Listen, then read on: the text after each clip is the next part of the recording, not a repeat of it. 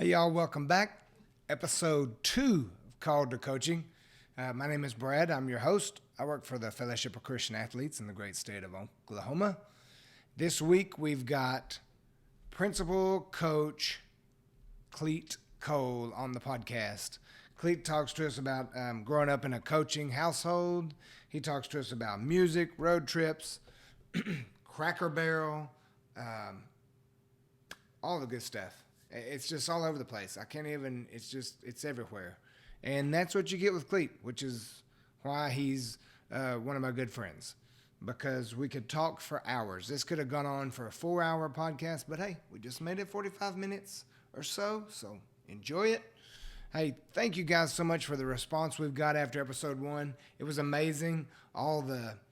Every time somebody come up and said, "Hey man, I watched your podcast," that was really cool. Thank you so much. Thank you for watching it. Thank you for subscribing and liking all my pages and all that good stuff. So thank you so much. Hey, no more hold up. Clete Cole. All right, now we're rolling. All right, coach, principal, local music snob, movie buff, strategist, football strategist, Clete Cole. Thank you for coming on Called to Coaching. This is the second episode, so thank you for being on here. Yeah, thank you for having me. I kind of got to thinking, and we have a great, probably the best group message in all of group messages. The best one on my phone, anyways. My wife doesn't always agree because she hears me laughing too much. But and she always wants to know what I'm laughing about. So I don't know if we should include them in there or not. No. But if they knew what we were laughing about, they would not want to be a part of it because it's really, to them, not that funny. No, but for us, not it's at all. like the most childish, fun things. That group message has woke up my wife more than anything in my whole marriage. I'm like, sorry, babe. It's our group message. Anyway, so Called to Coaching, we just try to figure out what called your coach to coaching. And I thought you'd be a great guest because, 1, you're a great storyteller. 2, you're more than a coach. You're the principal. You're the Sulphur High School Principal. And so that's a lot of hats you got to wear. So let's start back to when you was a kiddo. Like, what kind of inspired you to get into coaching? So, I mean, I'll be the first one to say that, like, I know that you're going to do this, and I can't wait to keep seeing these things go, and I look forward to seeing who you talk to in the future. And by no means am I in the category of some of the people that you're going to talk about, but I do have a story, and I do like I do feel like that I truly was called to coaching, and I'll tell you how it all started. My dad, I say luckily, was a coach. So he started out. Well, I was born in Conowall, Oklahoma. I think he started the football program in Dixon, and then went to Conowall. And he was lucky enough there that they were really talented, and he got to coach on some really good teams. But I think in '78 they were a state runner-up. He was an assistant coach there with Coach, at Conowall. At Conowall, let's go with Coach Ron Newby, who was the head coach. So is that Josh's dad? Yes. And okay. Josh, we grew up with him in our first stages of our life. What a great guy. In Conowall. Not a better guy. I'm glad he's only 30 minutes away from here. Wish he was right here with us. But I mean, he's a great dude. Great dude. But yeah, I got to know him from an early age. My mom, and every time we play Marlowe, Coach Newby has relatives and grandsons on Marlowe's team. So we see old Coach Newby a lot, and we get, my dad and him get to talking about old times. But anyways, he was the head coach when they were runner-up in '78. I was only 2 at the time. But from an early age, I was around my dad and coaching kids. He was the head football coach for a while at Conowall and also the head baseball coach. But what called me there is from an early age, what I noticed about my dad's job was the relationship he had with his kids. And I cannot tell you how many times growing up, even when we moved to Sulphur in the 7th grade, that my dad would just have random guys that he coached at Conowall show up or call. Yeah. And if he wasn't home, they'd talk to me. They were like, "Oh yeah," my nickname was Spike because they didn't want Clete. They called me Spike. Yeah. This is just a play on words.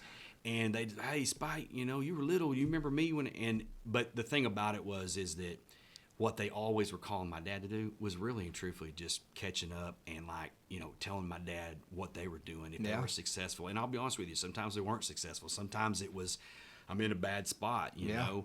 Yeah. But honestly, right away I realized that that's more than a job. Like it's something very powerful. And I looked at that as like, I think those times right away, I knew that's what I wanted to do. Obviously being a coach's son, I was on the sidelines a lot. I'll never forget. And my birthday's in October. It's October 28th. And I couldn't wait to go be on the sidelines at a game and be the ball boy. Yeah. Well, we had to be a certain age. But the first game that I ever was in, I got rolled up. I wasn't paying attention. I had a ball in my hands and just got destroyed. Yeah. And my dad come running over there picking kids up off the top of me. And I remember my eyes had to be that big, you know. And of course he was like, "Your mama's gonna kill me," you know. So, but that getting to grow up like that and being in the coach's office and seeing the camaraderie the coaches had together, game planning, like we would go down and do that. We would see those things. Conowall at the time in the 80s. Had really nice facilities. They had the Ogeny plant there. Oh, heck yeah. Power plant lake and all that. Yeah, it was, so they just had a lot of things going for them. Had a huge coach's office and stuff, and we ran around in there, me and my brothers, Corey especially. Kurt was a little bit younger than us at the time. But I just remember going to the backyard. We'd play ball in the backyard, and like instead of just like throwing and passing, we were drawing up plays, and Corey especially, and we'd run the plays and do all that stuff. And then it got into where we got a little bit older, and like we were like definitely we're not great athletes, but we were really smart. We knew the game very, very well. And I think when I got to high school, it was just like, that's just what I want to do. I knew, like, I didn't deviate from that. I mean, when I was a freshman, I remember like doing the little job shadowing stuff when we got to where we could drive. And I think I job shadowed at maybe a pharmacy once or something like that. And I just knew that I wanted to do coach and teach. And when I picked my subject area of math, that was simple. But just that relationship that my dad had with those guys, he still does today. I mean, and these guys now are like 60 years old. He's 65 years old, and my dad's 74. And he still loves talking to them. Like, there's nothing more than he likes is watching his grandkids, watching us coach, and then he loves talking to those old players. And it don't matter how good they were, how bad they were. If they've got time to come and talk to him, he wants to do that. And now.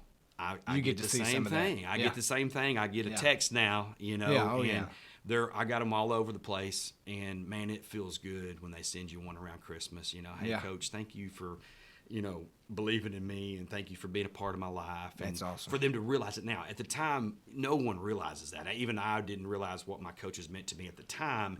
Until you get out and you realize those invested a lot. Those people invested a lot into me. 100%. So, I mean that's the reason I do FCA. It's because of the coaches at Davis, was Joe Weber and Jody, and Coach Capella and Coach Raper, who I think really despised me. I'm not sure Coach Raper was a fan. No, I love to see him now because I think he just looks at me a little bit like, look at this dude. But and his son's in coaching too. First time I'll never Coach Raper when I graduated, and I remember walking off the field my senior year and him saying, "At least I don't have to deal with you no more." But the next year. It was over at their place, and my little brother was a sophomore or whatever. Oh, gosh. And I walked up, and he shook my hand. The first thing he says, "Boy, you've wintered well." So I'd put my freshman 15 or 20 on. Yes. And I just remember thinking, like, that's something Coach Dixon would tell me to. Coach Draper told me the first time I come home, "Why couldn't you look like this when you played here?" And I was like, I feel a little nothing but respect for all those guys. They were great. Great times. I don't know your little brother that much. All I know is Kurt ran maybe for 500 yards on us my junior year. I felt like he ran all of us. Yeah, there was one year where it might have been one of the most lopsided Davis Sulphur games. Yeah, I think it was. I'll be honest with you, I was a part of a Davis lopsided game where they just pounded us, not as a coach, but as a player. I graduated, and I remember watching, and Kurt just ran off tackle. I think he had 40-something carries, It was bad. Also, I know Josh Billings is listening to this. That was the game he hit me. It was a cheap shot. I'll go to my grave saying it. He denies it, but so I know your family's just coaches everywhere. Yeah. What's it like when y'all get together? Can y'all watch a football game, or do y'all like I mean, you go right into, what are they doing? Believe it or not, there's not much of that when we get together. Go. I'm going to tell you something. My dad and my grandpa, his dad, very quiet guys. I mean, now they'll talk your leg off about anything. But you get my dad where he's watching. We're all baseball fans, like huge baseball fans, Major League Baseball fans. And I've always said football's my favorite sport to coach, but baseball was always my favorite sport. Yeah. And I never coached it, believe it or not. I coached Little League. But anyways, we get together and we just watch. Like there's just a lot of watching. If there's very much talking, it's just maybe this or that, or like, man, that's a tough play. Yeah. Maybe looking at the X's and O's of it. But in general, though, we just enjoy watching games together. And I've grown up like, NFL football and college football. I remember going to my first OU games with my dad and stuff like that. And I mean, like, it's more about having fun with it rather than being the job. Yeah, we don't want it to be that job part of it. So. And Coach Gothard talked a little about this on episode 1, was like, coaching is a calling, just like being called to ministry or being called to lead worship or being called to whatever you're called to. And if you're truly called to it, it's not a job. Yeah. And if you're truly called to it, like, you're not going to be happy doing anything else. Yeah. I part of my job as a principal that I get to do that's really fun, and when I'm not all the way out of coaching, but I'm kind of out of coaching, but when I got to this job, one of the things I look forward to is making relationships with all kids, not just those kids that were on my football team or on my basketball team or whatever I was coaching. Yeah. And I can tell you that I use that term a lot. Like, I don't, like, let's find what you want to do. We have a thing in the high school called an ICAP, which is just it helps kids guide them to what their strengths are. Mm-hmm. And I'm like, you find something that you enjoy doing and that you're called to do. It's not what you want to do, it's what you're called to do. Yeah. If you're called to do it, you're never going to work. Like, I still say this, I've got the greatest job in the world. When I get up in the morning, I never think I'm going to work. Like, I don't look at it as, oh, it's that job, I got to get down there. It's just getting down here and assisting kids, and there's going to be all kinds of things that come up during the day, and it's the same way with coaching. Like, you don't always just everything work just like you plan it when you're coaching. You have to make adjustments sometimes. And it's the same way as a principal. So, like, if you find something that you're called to do, you will never work in your life. And the money part of it works out. Like, that's the way I look at it. I mean, my dad told me, you're not going to make a lot of money as coaching, but man, you're going to have fun doing it. Yeah. And when I was just coaching and teaching, we lived good. When I moved into administration, we lived good. Where I'm at right now, we live good. Like, and I look at it as because I enjoy doing what I'm doing. Absolutely. Absolutely. Anyways, I think that's a big thing. Whatever somebody's wanting to do, it doesn't have to be coaching. Yeah. It could be just whatever you're getting into. It has to be something you're called to do where you can help people. If you were talking to a young guy getting into, he's a coach, he's looking and, he's thinking about administration, what would be some of the challenges that they need to be prepared for, going into that? Like, a young coach, he goes, hey, I'm going to go get my stuff. I want to be a principal. What's some of the challenges they need to be ready for in that, wearing those two hats? So the biggest thing for me was always, like, I was one that usually I made a decision as a leader, as a coach, and we went with it. And, like, we were going to go through the game plan. We were going to do it. Let's go do it. And, like, in my job, what I've learned the most is, as a principal, is you got to listen to people, and you've got to incorporate their things into the game plan.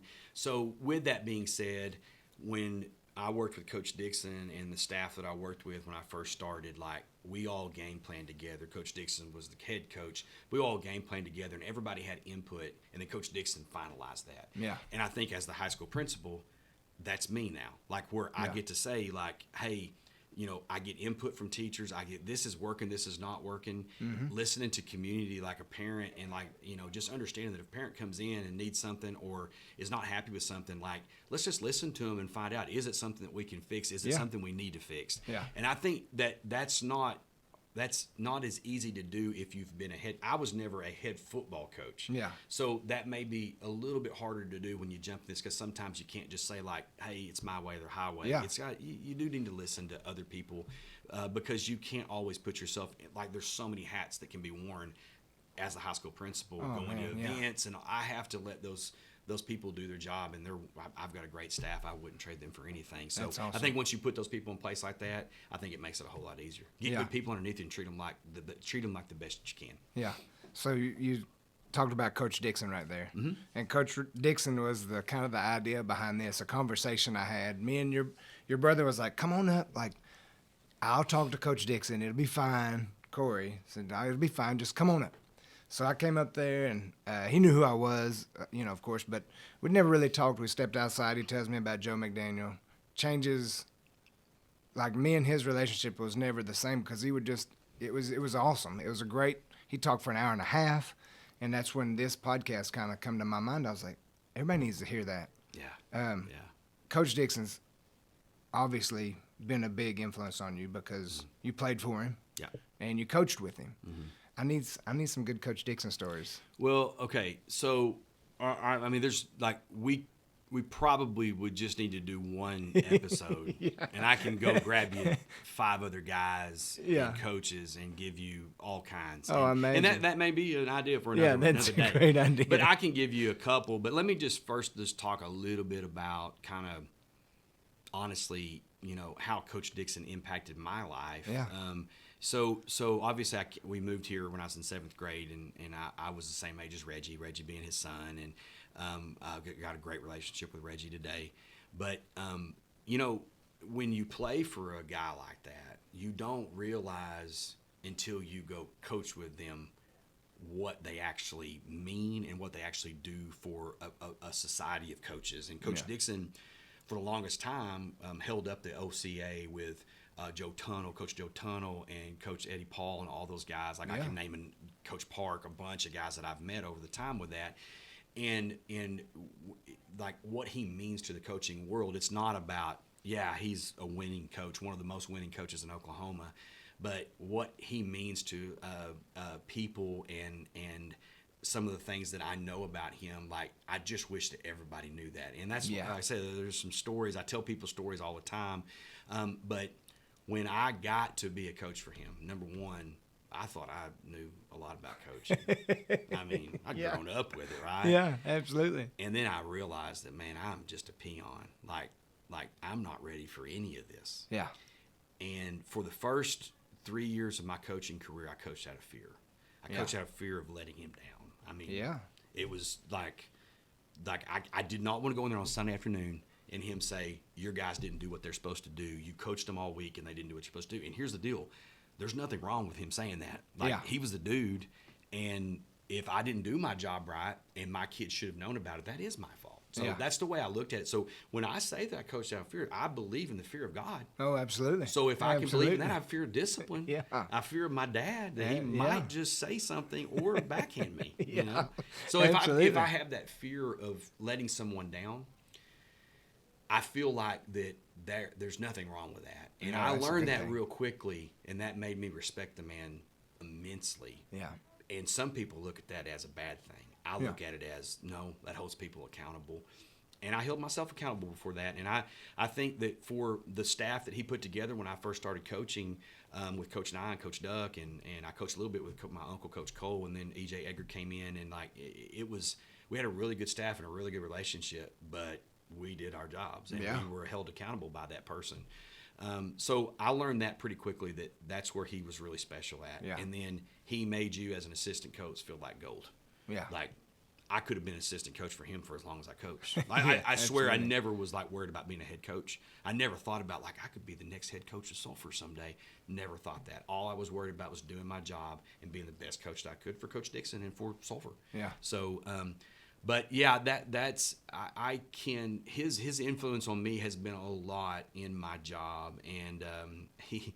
You know, I've always said this. I mean, my dad is the most influential man in my life, and then probably Coach Dixon. Yeah. I mean, he's just, I was with him so much. Mm-hmm. I mean, in the coach's office, the times that you spend with coach in the coach's office on Sunday afternoons, watching film and getting ready for a game plan, some of the best memories of my young life as a coach is in those offices, preparing to go beat Davis, or preparing to go try to beat somebody that you haven't played in the playoffs before. Yeah. Just it was a lot of fun, and some people, that's a lot of work that you don't get paid great money for. Yeah. But that was one of my favorite things, and I will tell you, Coach Dixon would tell you that's the favorite thing. That's his favorite thing that he did, was game planning with his coaches and getting ready for a week. So, but I don't know, a good Coach Dixon story. Well, before you get too far from that, before you get too far from that, before you get too far from that, you said, there was more to him. Like the guy I thought I knew of Coach Dixon, once I got to talk to him, had that conversation, get to know him, was not even close to who I thought I knew. Yeah. I'm from Davis, so I have like a certain, this is what I thought Coach Dixon was. I thought Coach Dixon was mad at the officials, and I just, I was like, and then I got to meet him, and I was like, well, he wasn't nearly he was so much deeper than what I had a vision of, and that's why I did this podcast, because I mean, who I thought he was he was so much better. Truly, when you talk about people that do things for the kids, and they're for the kids, he had to make some tough decisions over his 48 years. Okay, but the bottom line is this: he was way more soft when making decisions that were life impacting for kids than what people probably thought. Yeah. Because he had this rough and gruff sideline attitude. Yeah. But he was, one thing I learned right away from Coach Dixon, and he told me this from day one: when the best time to get on a kid to learn is when they barely win a football game they should have won big time. And the worst time to get on them is after a tough loss. Yeah. You got to love on them. You got to tell them it's going to be all right, and we're going to get back to the drawing boards, even if they played bad. And that's something that Coach Dixon was a stickler on. It doesn't matter what game you go back and look at the end of the game, and you look at the locker room. If you were recording things, when it was a tough loss, he was loving on them. Yeah. When it was a game we should have won by 21 points or 3 touchdowns, and we barely won it, you were going to get mid-level. Yes, you were going to get chewed. Yeah. So, but that's a great philosophy though, because you can chew on a kid when you win, and you know that they didn't play very good. But when they didn't play very good and they lost, they're down enough. Yeah. There's another place and time for that, and that was Coach Dixon's philosophy. And I use that in a lot of things that I do. Oh now. Yeah, absolutely. When I first came on with FCA, they had a thing. It was like a little coaching program. It's called 3D Coach or something, and it was just that philosophy. Yeah. It was the philosophy of those guys, because that's exactly how Coach Weber was. I had old Coach Weber and young Coach Weber.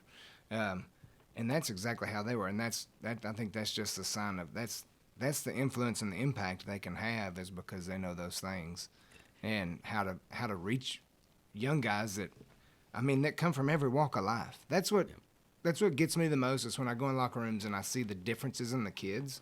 You guys have to be, just like I'm giving you a hard time about wearing all the principal and the coach hat, but like when you're in the locker room, you might be wearing a counselor hat or the dad hat or the disciplinary. There may be no discipline at home. It's like all the different hats you guys have to wear, and you got to know the backgrounds of these kids. It's just wild the things that.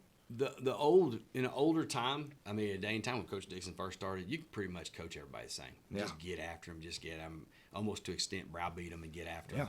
And now, with so many things going on differently in people's homes, man, you can't coach everybody the same. You have to figure out what motivates a kid. And I think that the key to coaching, and what I look for in a coach if I'm hiring a coach, is number one, they got to have passion about what they're doing. Yeah. If they don't have passion for what they're doing, then we're going to have a problem down the road, because I believe that kids can sense passion. They can sense when a coach is real, and when a coach is really wanting to go win. 100%. And I ultimately, when you've reached the ultimate, and I feel like at times I got to reach this in my career with the kids that I coach, especially in the secondary. Man, they played to not let you down. Yeah. They played to run through a brick wall for you. And I'll be honest with you, there is no way I don't know half the things that most coaches know. As far as X's and O's philosophy, like where to put kids doing this, when to run this coverage and all that. I study it the best I can, but I do believe an equalizer, especially in high school football, is having kids that believe in you, and they also know that you believe in them. Yeah. And, I think the key to that is being truthful with them. Just being truthful with them about where their abilities are. Yeah. Kids sense that. They know that, and they may not like it, but I do think that the more honest that you are with them, the more they're going to develop that, like, yeah, Coach, I got this. I can do this, So absolutely. And I think Coach Dixon was a pretty good example of that. I think he believed that. Yeah, good. That's great. That's the kind of stuff that I want to be on this podcast right there. Also, the other kind of stuff, true or false, John Grisham stole your name for a book. I think it's true. I've been told. Now, listen. I love it. I can literally count like how many big books I've read in my lifetime.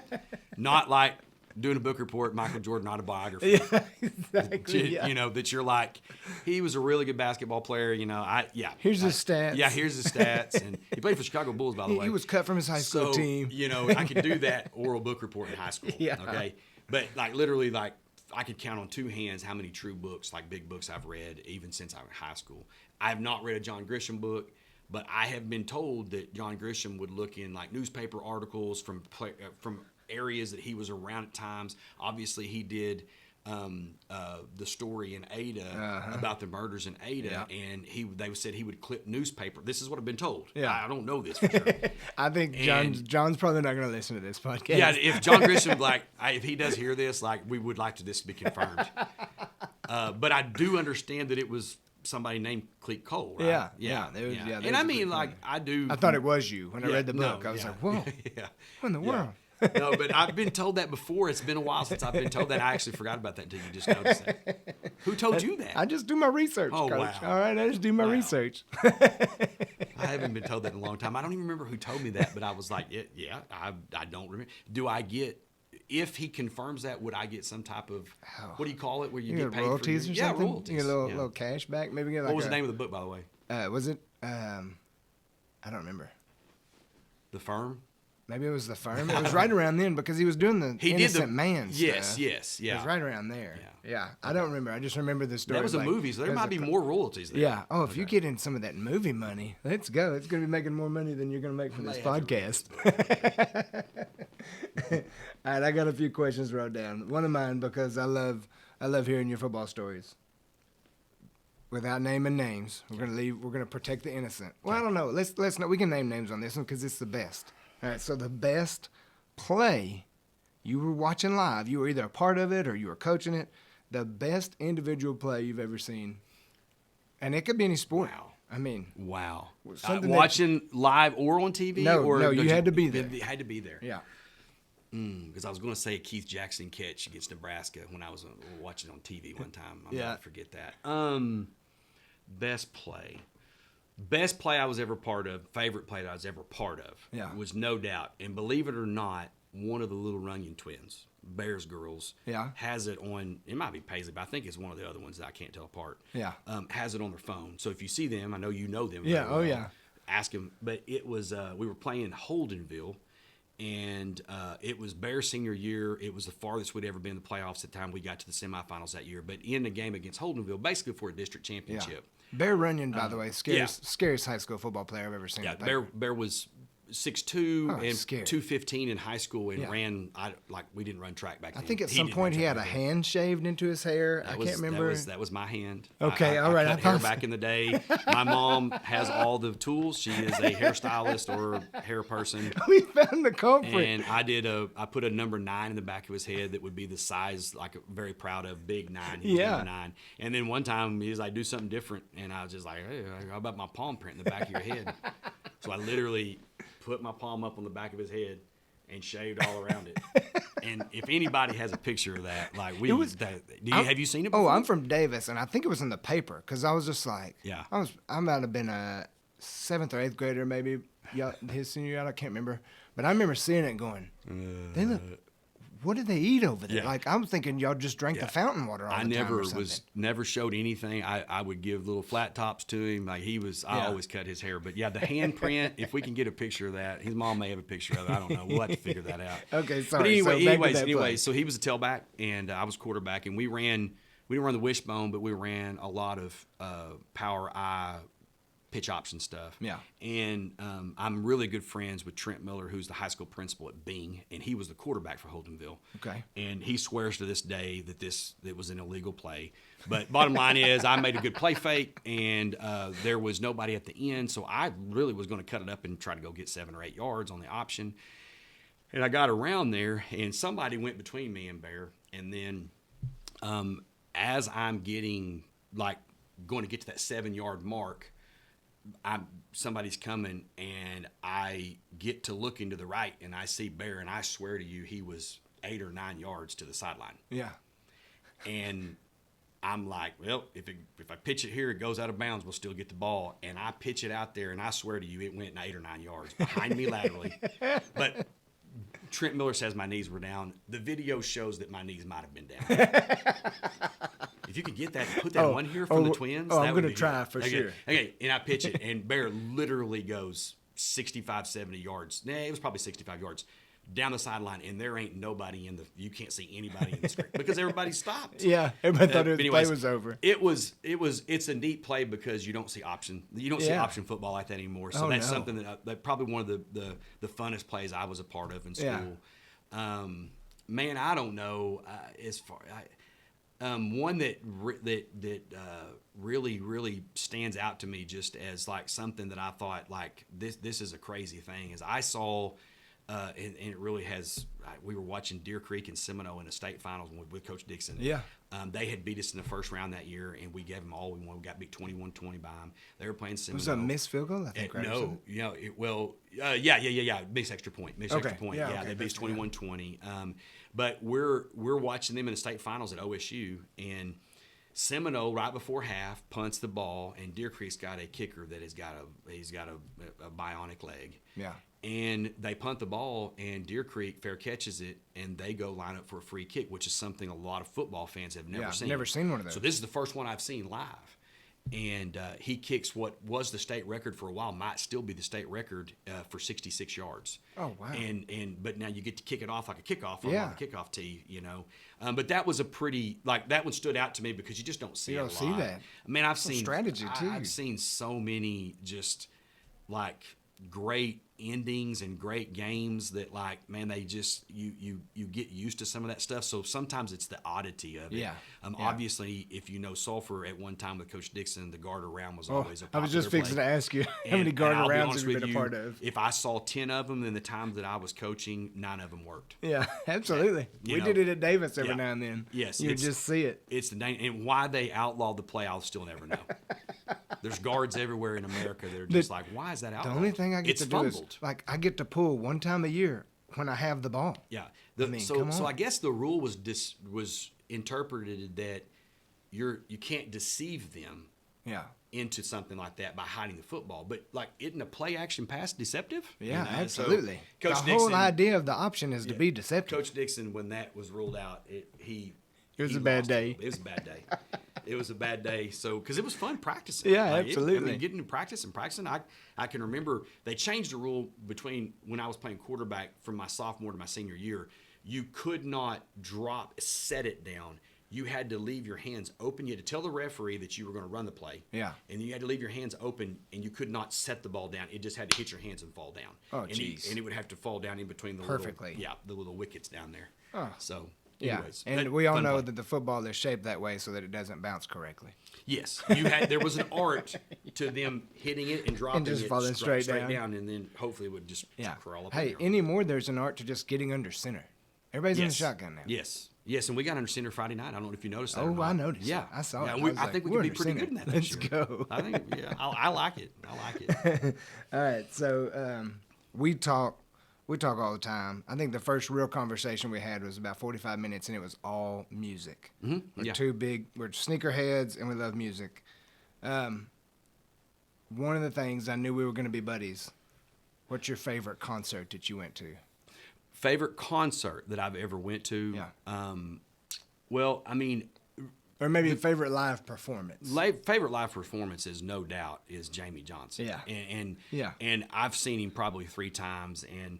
You know, he gets a kind of a bad rap because everybody talks about him doing covers. Like, dude, I could listen to that guy do covers all night. Yeah, absolutely. It don't matter what it is, and he does any Welling Jennings songs. It's gold. It's money. Gold. It's money. But he's like his style and his performance is just like I just sit there and listen to that all night. He's the best. Yeah. But my favorite that I got to go watch, I got to see Willie Nelson and Merle Haggard and Chris Christopherson. And Jamie Johnson actually came on that stage that night. He was just there. Ridiculous. He wasn't supposed to be a headliner there, but I got to watch them, and that was special. That was just fun. I mean, at their age, you know, they weren't on top of their game, but man, you talk about having fun, and it's just a lot of people having fun in there. Yeah. That was a fun concert. Just one night we went to WinStar to see Merle Haggard right before he passed, and I go to the restroom before, during, or after. At some point, and I see Coach Weber, Mm-hmm. and I'm like, two of my heroes in the same place. Merle Haggard, Joe Weber. This is a great night. But the day we were talking, we were out at the baseball field, and you were like, well, Jamie Johnson. And I was like, wait, hold on. Mr. Cole's a little different than other music aficionados. Because most people think, everybody says, well, he sings a bunch of covers. Half the time, the ones he's singing, they think is a Luke Bryan or George Strait cover. He wrote it. I mean, he's amazing. Yeah. He's a talent that's generational that most of our kids don't even know about because he kind of looks like Old Man River right now. Yeah, he does right now. With the thing. He does right now. He does right now. And yeah, that's country music is fun. I grew up my dad owned Blazers and Broncos and playing old cassette tapes. And come on. He was a big George Jones fan, Merle Haggard. And but what I learned from him, he would have the Bellamy Brothers. Oh, he'd have Julio Iglesias. You know what I'm saying? Yeah. And he would have these random guys. This is whatever he liked. He that's what he introduced me to Jerry Jeff Walker. And Yeah. if you don't know who Jerry Jeff Walker is, Come on, look him up. You don't know country music. Yeah. And so it's just fun, and it's something that I learned from my dad. And we've went to a couple of concerts together, and that's something when I was younger and I was into the glam rock or whatever that stuff was, not heavy metal, more that glam rock. Yeah. Your Poisons, Motley Crues and stuff. Yeah. I would never. My dad was probably like, it's over. We have no chance. We have no chance ever seeing eye to eye in music whatsoever. And then it was like E.J. Edgar was a friend of mine that coached with me when I first started, and he kind of got me going that way, and he introduced me to Bruce Springsteen, Nebraska. Oh yeah, and that's another album. What a that's record! Just unbelievable, Holy smokes, unbelievable. Yeah. And that got me into songwriting and listening. And now I'm not a songwriter. I just love music, and I love listening to people write music and listen to the meaning of songs. And that's I think something I got from that. It's fun stuff. Yeah, it's I knew my taste in music was a little bit different than everybody else's because you talk about that right there. I knew mine was different when I was backing in. My cousin James went to school at Stillwater, James Fred, and big OSU guy, and so he was in that music scene, and I'm backing his boat in one time. He'd come get me and take me fishing. Robert Earl Keen, he's got the Live at the Diner #2, and I'm like, this is the best record I've ever heard in my life. And then I was playing it for my friends, and they go, that guy, oh man, how do you listen to that? And I go, do you not hear the words? It's amazing. It's like 5 Pound Bass, and the road goes on forever, and I mean, like coming home. Yeah. Yes. No. I mean, it was so good. I knew my tastes were different, and then somebody comes up and goes, "Well, I like Jamie Johnson and Waylon." I was like, "All right, well, got pretty good taste in music right there." It comes full circle, I think. And I try to I know my kids do their own thing with music, and my daughter, I know she really likes Taylor Swift, and she's a great songwriter. She's a great songwriter, but. I can tell you right now, she knows every words to some of the Turnpike Troubadour songs, and I've got one boy that loves like Navajo Rug from Jerry Jeff Walker. I mean, so we have a lot of fun on vacations. We drive everywhere on vacations. I've driven to Maine, to California, to Florida. To Minnesota, and this summer or something, not everybody knows about me, but this summer my family and my kids will complete all the ballparks. We're going to go out to Seattle and San Francisco and Oakland, and that will mean that we have been to every Major League Baseball park and watched a baseball game in it. That's going to be amazing. We have a good time. Yeah, I love Major League Baseball, but that's something that when we complete that, it's going to be fun. But driving there is people are like, why do you can't fly? You'll be there in 2 hours. And I'm like, man, it's the trip of it. Yeah, the road trip is a big part of the trip. Yes, it is everything. Huge. I have stopped and seen.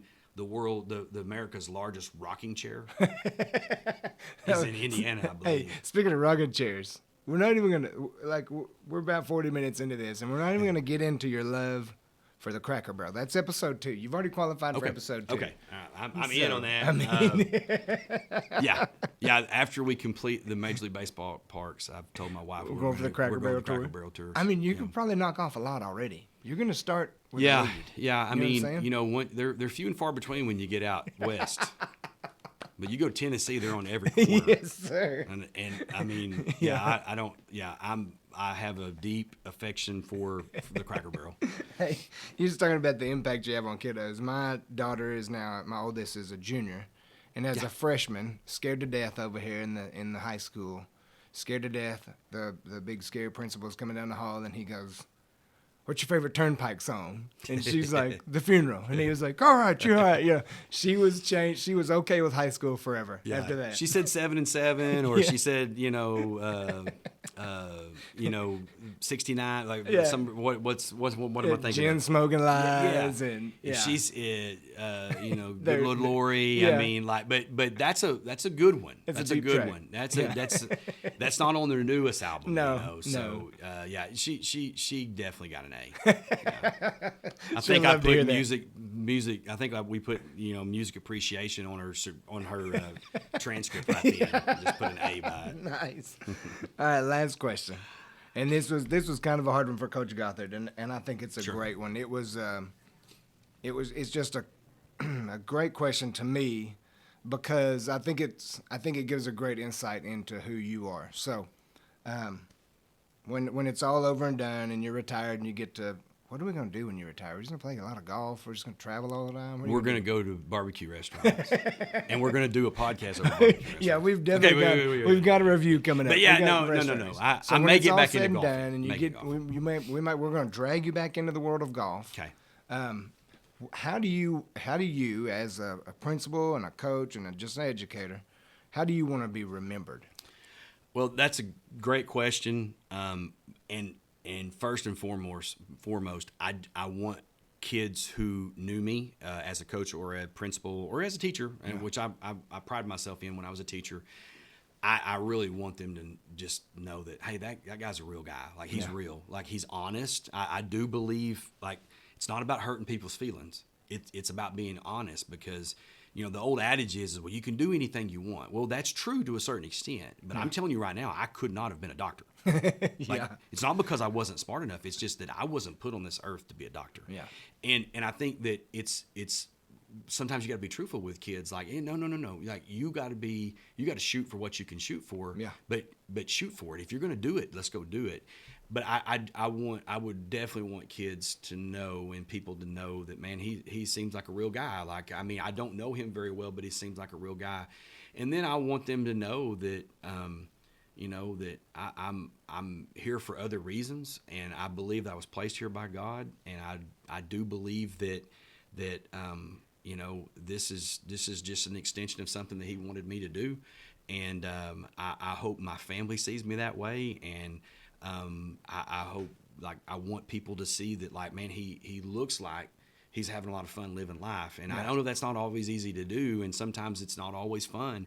But in general, though, I think when people walk away from me, they're like, man, he loves life. Like, I want. He's having a good time. And I do that because I know where I'm going eventually. Absolutely. Like, I know where I'm going to end up. And I think that if you do know that, it makes life easier. Yeah. I mean, it doesn't make it easy, but it does make life easier. Yeah. And, if you know Jesus, you got Him in your heart, you win.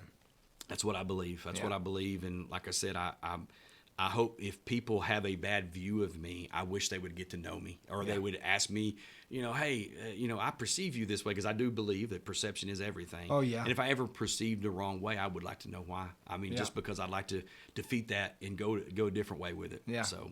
Well, good. Well, thank you so much. And we'll definitely be coming back for a part 2. Also, I've got you on the hook for some restaurant reviews. We're going to take the group message live on some reviews. That's going to be phenomenal. I mean, hey, I do have to say this. I just thought about this. You asked me, one of the funnest things that I ever was a part of coaching, and it involves one of our other members, is Robert Thomas. And let me tell you the story. Okay. So, because this is worth it. I love it. I obviously was a part of 2 state championships as a football coach, and then a state runner-up. I got to watch my best friend Toby Todd go win a state championship in basketball. So I've seen a lot of good stuff, Yeah. But one of the funnest, just exciting things I've ever been a part of. Coach Thomas was a 9th grader, and we weren't that good, but we had a horrible defense. But Coach Thomas could sling it, and we had 4 receivers. Yeah. And we had a blast 9th grade football year. But we were playing in Lone Grove here, and they ran the fullback trap for about 3,200 yards that night. And Robert threw for about 3,200 yards. But really, it was going to come down to who had the ball last. Yeah. And they were kicking off to us with a 3-point lead, I think. And they were kicking off with us with like 7 seconds left. and we told, I think it was Destry Eldridge. Yeah, I'm pretty sure it was Destry. No. Yeah, it was Destry. He was the same age as them. And he was on the second line. We were like, hey, they're gonna put you short. Like, you just get on it. Like, don't try to return it because it would waste time. Just get on it.